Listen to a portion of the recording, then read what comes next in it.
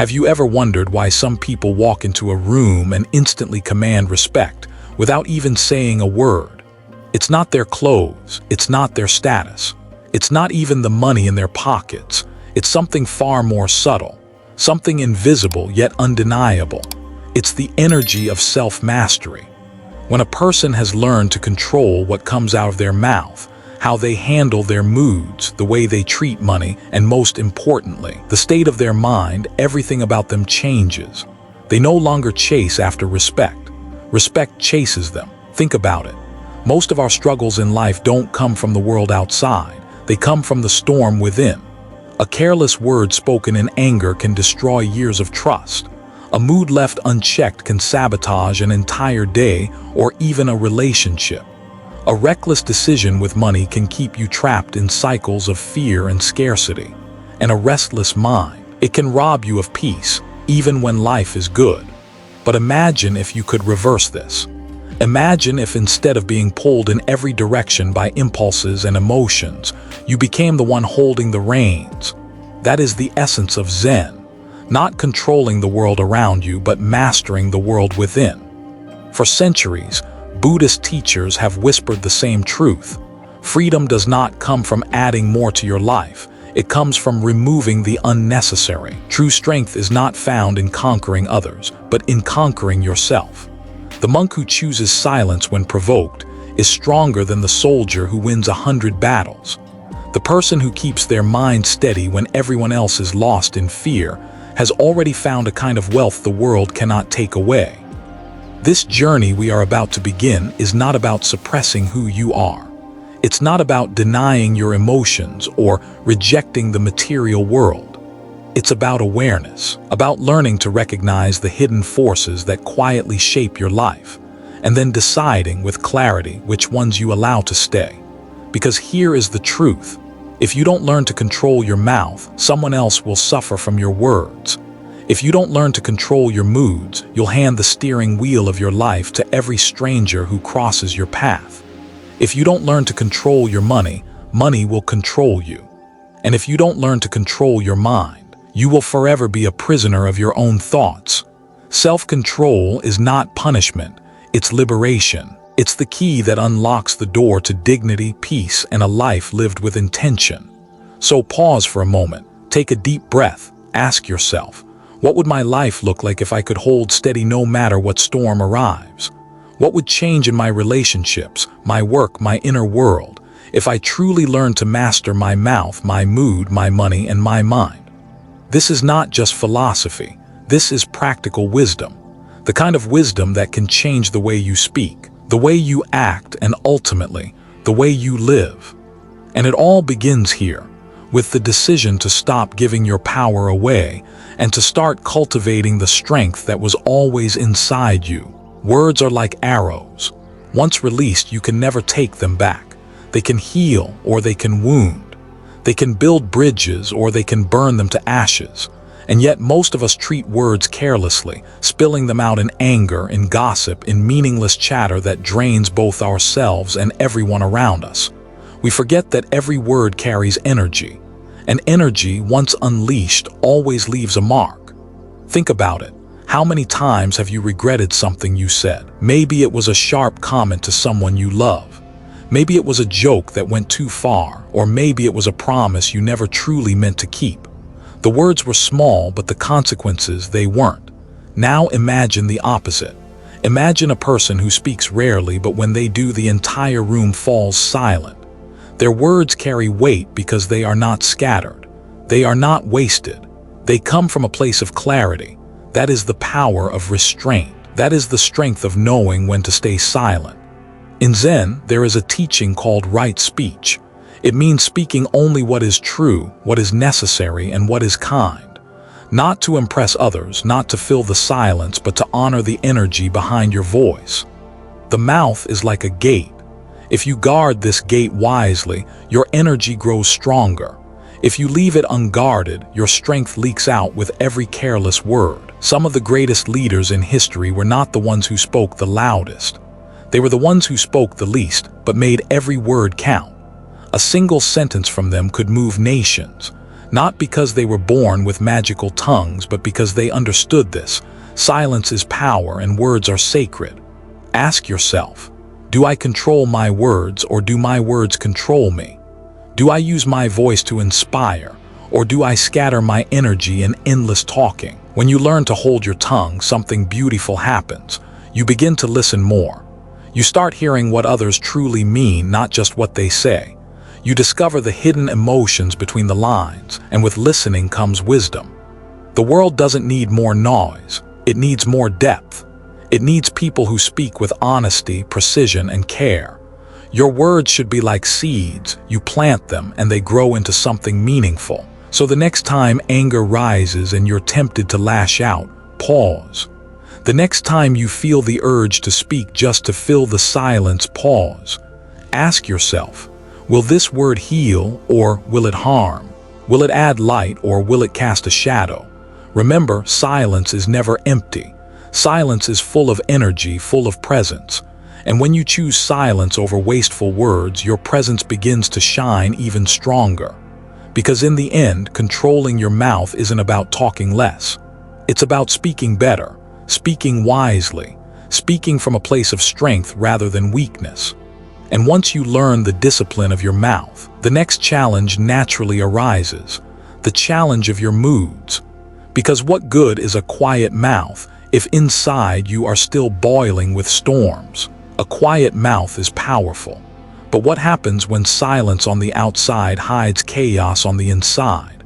Your mood, it can be your best friend or your worst enemy. 1 minute of anger can undo years of love. A single wave of sadness can make life feel empty, even when nothing is missing. And fear can paralyze you from taking the very steps that would free you. Most people live like leaves in the wind, tossed around by every storm of emotion.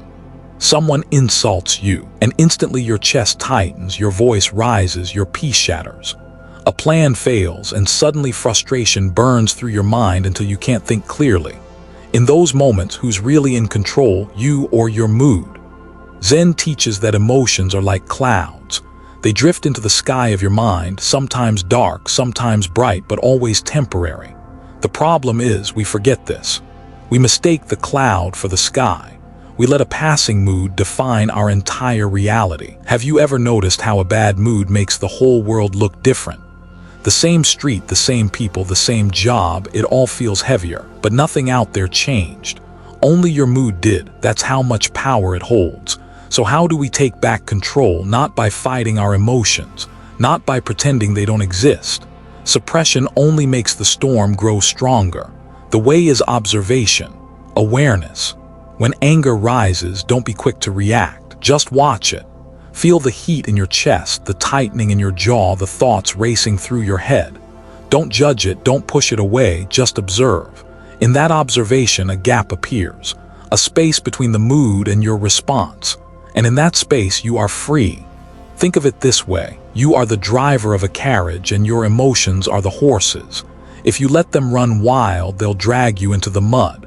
But if you hold the reins with steady hands, those same horses can carry you wherever you want to go. The Buddha once said, holding on to anger is like grasping a hot coal with the intent of throwing it at someone else. You are the one who gets burned. How many times have we burned ourselves this way? How many sleepless nights wasted replaying something someone said, long after they forgot it?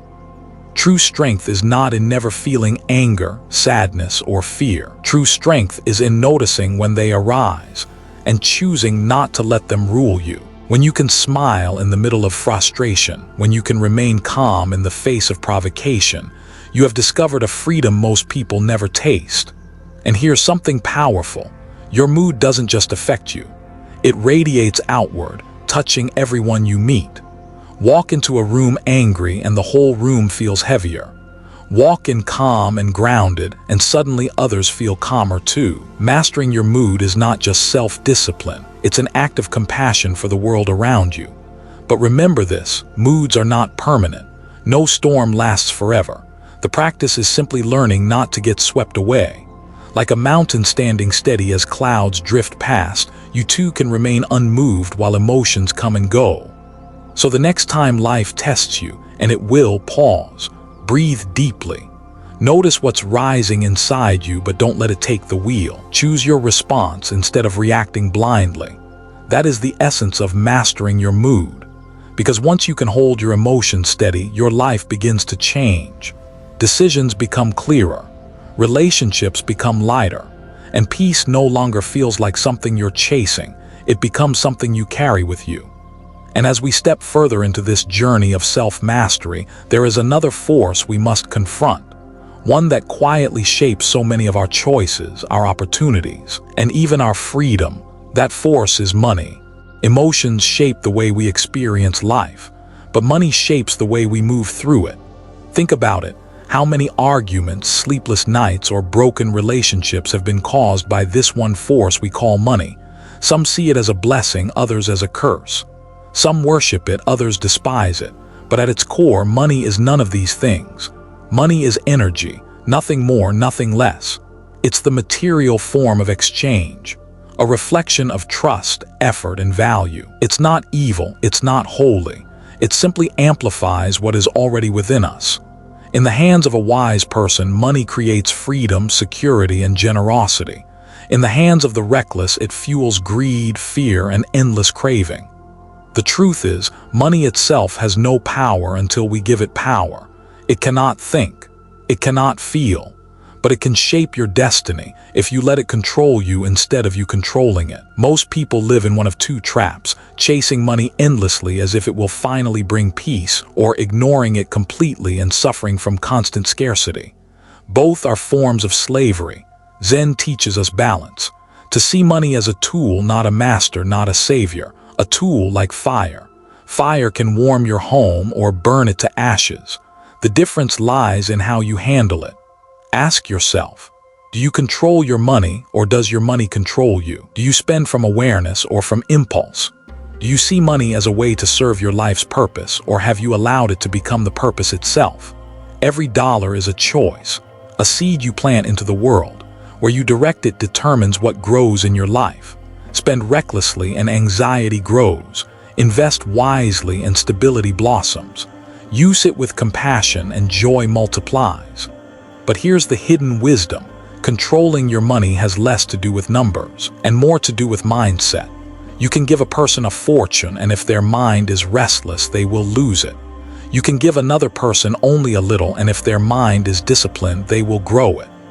This is why financial freedom begins with mental freedom. When you are not ruled by greed, envy, or fear, money becomes light in your hands. You no longer chase it blindly. You guide it, you direct it, you use it with purpose. The Buddha once said, "Contentment is the greatest wealth." When you live with contentment, money stops being a chain around your neck. You can enjoy it without being enslaved by it.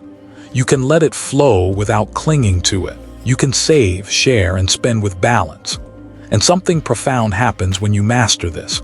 Money stops being a source of stress and becomes a source of strength. It no longer defines you, it serves you. Because money, like moods, like words, is only a reflection of something deeper. And that something deeper is the mind itself. If you control your mouth, your moods, and your money, but you lose control of your mind, you will still be restless. You will still be a prisoner. Which brings us to the greatest mastery of all. The mastery of your mind. Money, moods, words, they all shape your life. But behind them all lies the one force that decides everything, the mind. Your mind is the architect of your reality. It is the lens through which you see the world. And here is the truth. The quality of your life is nothing more than the quality of your mind. Think about it. If your mind is restless, even the most peaceful environment feels chaotic. If your mind is calm, even in chaos you feel unshaken. If your mind is filled with gratitude, life seems abundant no matter how little you have. But if your mind is trapped in envy and comparison, even mountains of wealth won't satisfy you. The mind is the root. Control it and everything else falls into place. Lose it and nothing can truly be stable. But here's the challenge. Most of us don't control our minds. We are controlled by them. Thoughts rise like waves and we follow blindly. One moment we're planning the future, the next we're replaying the past. Worries, doubts, fantasies, they pull us in every direction, and we call this living. But Zen calls this sleeping.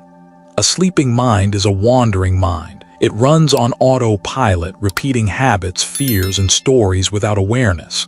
That's why discipline feels impossible, because if the mind is scattered, everything else will be scattered too. So how do we wake up? How do we take back the reins? The answer is attention, pure, steady attention. Meditation is not about escaping the world, it's about reclaiming the mind. Sitting still, breathing, watching thoughts rise and fall without chasing them. Slowly the storm settles. Slowly the mind becomes clear like a lake with no ripples. And in that clarity you discover something incredible. You are not your thoughts. You are the awareness behind them. When you master your mind, words naturally become wiser. Moods become lighter. Money becomes easier to handle. Because now you are no longer reacting, you are choosing. And choice, conscious choice, is freedom.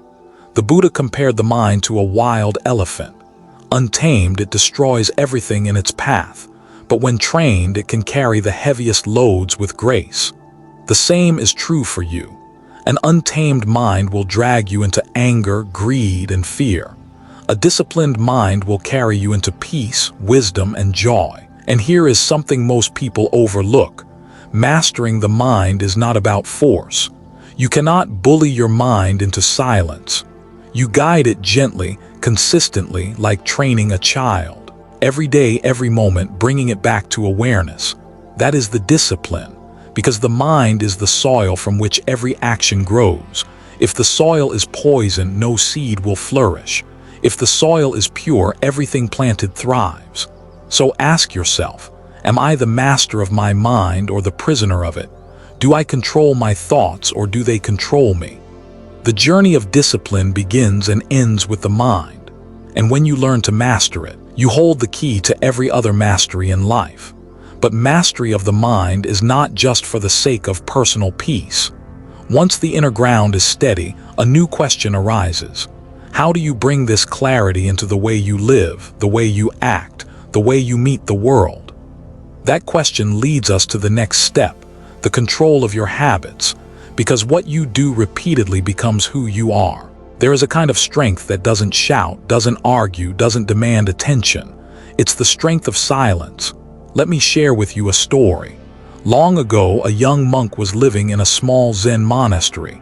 He was known for his fiery spirit. Quick to speak, quick to defend himself, quick to argue whenever someone challenged him. He believed that standing his ground meant raising his voice, that silence was weakness. One day, an older monk noticed this and decided to teach him a lesson. At the evening meal, while the young monk was eating, the elder deliberately spilled hot tea across his bowl. The room went silent. Everyone expected the young monk to explode, as he usually did.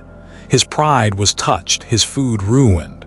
But this time, something unusual happened. The young monk clenched his fists, then paused. He looked at the elder, took a breath, and said nothing. He simply cleaned the mess and continued eating. The elder smiled but said nothing either. Days passed and the young monk remained quiet, though inside he wrestled with confusion. Finally, he approached the elder and asked, "Master, why did you spill tea on me that day?" The elder replied, "To see whether you were a slave to your tongue or a master of your silence." That moment changed the young monk forever. He realized that silence was not weakness. It was power, the power to choose peace over conflict, presence over pride. From then on, whenever provoked, he remembered the spilled tea. He discovered that silence is louder than shouting. Silence protects dignity. Silence disarms anger. Silence allows wisdom to arise. And isn't it true for us as well? How often do we regret the words we spoke in haste, but rarely the words we never said? How many relationships have been saved not by clever arguments, but by one person's quiet restraint? Silence is not the absence of words, it's the presence of awareness. It's the pause that lets truth emerge. When you choose silence, you are not suppressing your voice, you are strengthening your spirit. You are telling the world, I am not controlled by anger, I am not a prisoner of ego, I choose peace. And here's the beauty.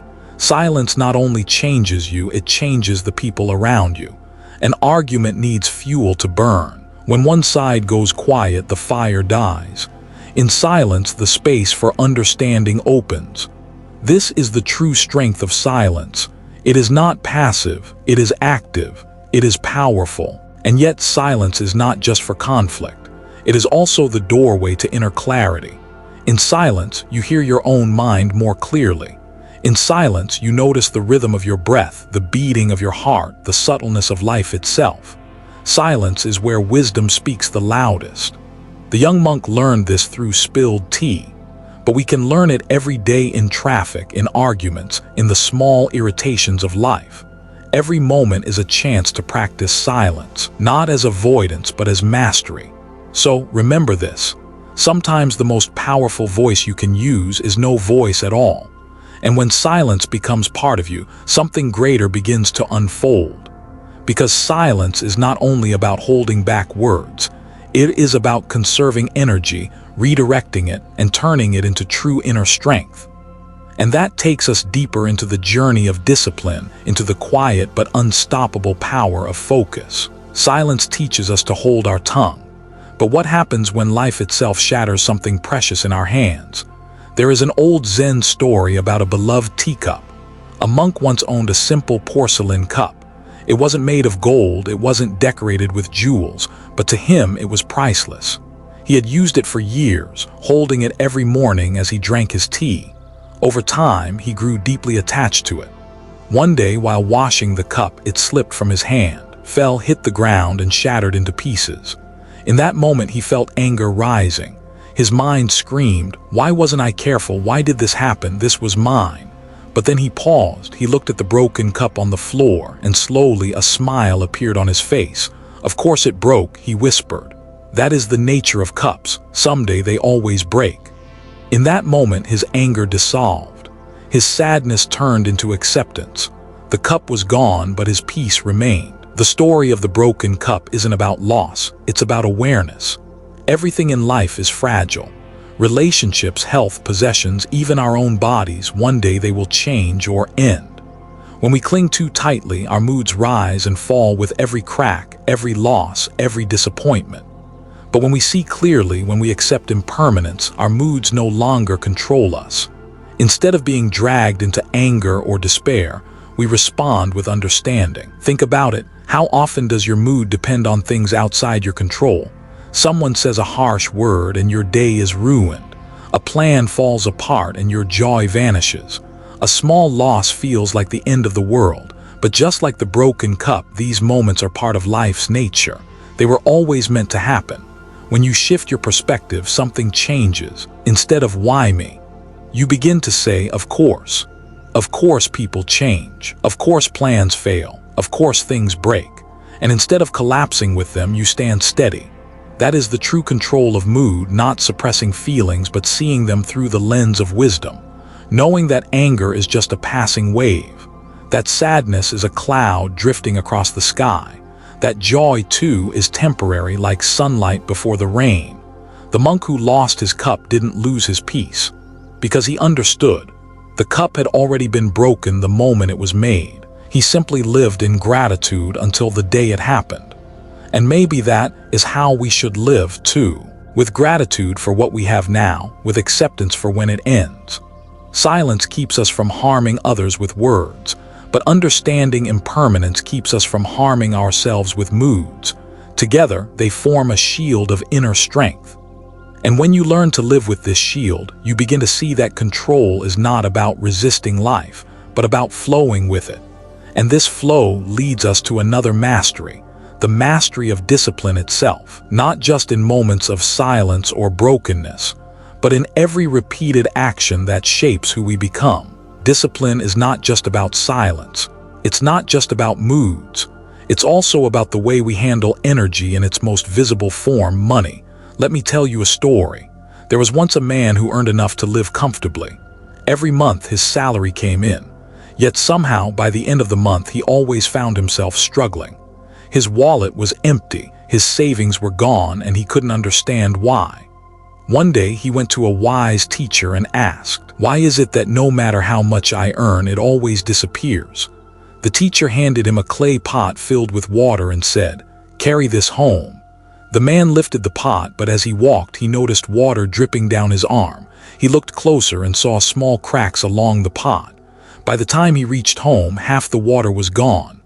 The next day he returned and said, "Master, the pot is broken. It leaks." The teacher smiled. "So does your life. Your income flows in, but your habits leak it out. Until you seal the cracks, no matter how much you pour in, it will never stay." That moment struck him deeply. He realized his cracks were not accidents, they were his habits. The unnecessary coffee every morning, the impulse purchases, the constant upgrades, the things he didn't truly need but bought to fill a temporary mood. Each small leak seemed harmless, but together they drained him dry. And here lies the deeper truth. Money is not just currency. It is energy. Every dollar you spend carries your effort, your time, your life force. When you spend carelessly, you are leaking your own energy, scattering it into things that don't truly serve you. But when you spend consciously, you are channeling that energy into stability, growth, and freedom.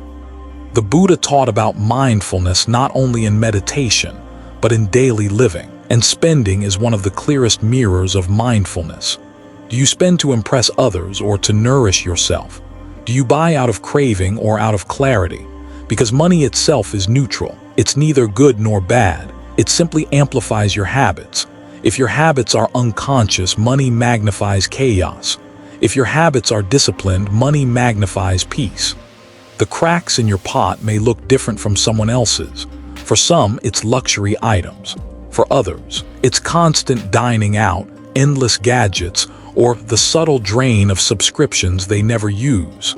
For many, it's not money at all. It's time, energy, attention, all leaking away into things that don't matter. The lesson is simple. If you want to hold your energy, you must first seal the cracks. That doesn't mean living in fear of spending. It means spending with awareness. Asking before each purchase, does this bring me true value or is it just a momentary escape? When you begin to see money as energy, your perspective shifts. You no longer spend just to satisfy cravings. You invest to sustain life. You no longer chase possession, you choose purpose. And here's the beauty. Once you master the flow of money, you begin to master the flow of your entire life. Because the discipline of money is the discipline of energy, and the discipline of energy leads to freedom. But money is not the only leak we face. There are leaks deeper than spending, leaks in the heart, leaks in the spirit. And to face those, we must return to the inner ground. The quiet strength of self-control in every choice, every day. Mastering silence, moods, money, and the mind may sound profound, but wisdom means little if it stays only in words. The true strength of Zen lies in practice, woven into the fabric of our ordinary days. Zen is not about escaping to a mountaintop. It's about waking up to the mountain already within you in the middle of your daily routine. So how do we bring Zen into life? It begins with the simplest of things, breathing. Every morning, before you reach for your phone, before the rush of the day pulls you away, pause, sit up, breathe deeply, feel the air enter and leave your body. This single act of mindful breathing can anchor you before the storm of the day begins. Then carry that awareness into your movements. When you drink water, drink it fully, taste it, feel its coolness, acknowledge that without water you would not exist. When you walk, notice your steps. When you eat, eat slowly. These are not chores. They are meditations disguised as daily life. Zen practice is not about adding more to your schedule. It's about transforming what's already there. Washing dishes becomes meditation. Sitting in traffic becomes meditation. Listening to someone without planning your reply, that too is meditation. And here's the secret. The more you do this, the less scattered you become. Your mind stops running ahead or dragging behind. You begin to live here now, and in this presence you find peace. But Zen is also discipline. It means cutting away the unnecessary. Maybe you don't need to check your phone 20 times before lunch. Maybe you don't need to chase every desire that flashes in front of you. Maybe peace comes not from adding but from subtracting. And Zen is compassion. To practice Zen each day is not only to be aware of yourself but to open your awareness to others. When someone speaks harshly, see their pain beneath the words. When someone is kind, receive it with gratitude. Life becomes less of a battle and more of a dance. Little by little, these practices reshape you. They make you calmer, clearer, more resilient. And the beauty is, no one else may notice at first, but you will. You'll notice that arguments don't shake you as they used to, that disappointments don't crush you, that joy comes more easily and peace stays longer. Zen is not about perfection, it's about practice. Every day, small steps, silent breaths, conscious choices. And over time, these steps build the path that carries you to freedom. So the question is not, do you know Zen? The question is, do you live it?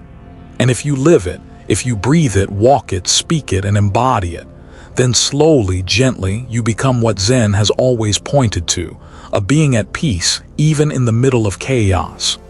This daily practice prepares us for the final lesson, the quiet yet profound truth that ties everything together. When we began this journey, we asked a simple question: what does it mean to truly live with inner control? We explored the silence that protects our words, the calm that steadies our moods, the wisdom that guides our use of money, the clarity that disciplines the mind, and the stories that remind us of impermanence, gratitude, and flow. But at the very heart of it all, beyond the lessons, beyond the practices, there lies something even more essential: stillness. Stillness is not emptiness. It is fullness without noise. It is the quiet center that allows you to see clearly, to act wisely, to love deeply. And discipline is the path that guards this stillness. Without discipline, stillness is just a fleeting moment. With discipline, it becomes your way of being. Together, stillness and discipline form a power greater than any storm. They allow you to speak when needed and stay silent when silence is stronger. They allow you to feel emotions without drowning in them. They allow you to use money not as chains but as tools. They allow you to live each day as practice instead of distraction. This is the true freedom that Zen points to. Not freedom from life, but freedom within life. And perhaps, after all these chapters, you see now that control is not about holding tighter. It is about letting go of what never truly belonged to you, and standing firm in the only place you ever had power: your own mind, your own heart, your own choices. If you carry one thing from this journey, let it be this: the most powerful person is not the one who conquers others, but the one who conquers themselves. And the way to conquer yourself is neither harsh nor heavy. It is simply to return again and again to stillness and to walk the steady path of discipline. This is where peace lies. This is where wisdom grows. And this is where you truly begin to live. If this journey resonated with you, I invite you to stay connected. Subscribe to Zen Buddhism Wisdom for more timeless teachings, stories, and reflections that nourish the heart and calm the mind. Together, let us keep walking this path of stillness, clarity, and freedom, one breath, one step, one moment at a time.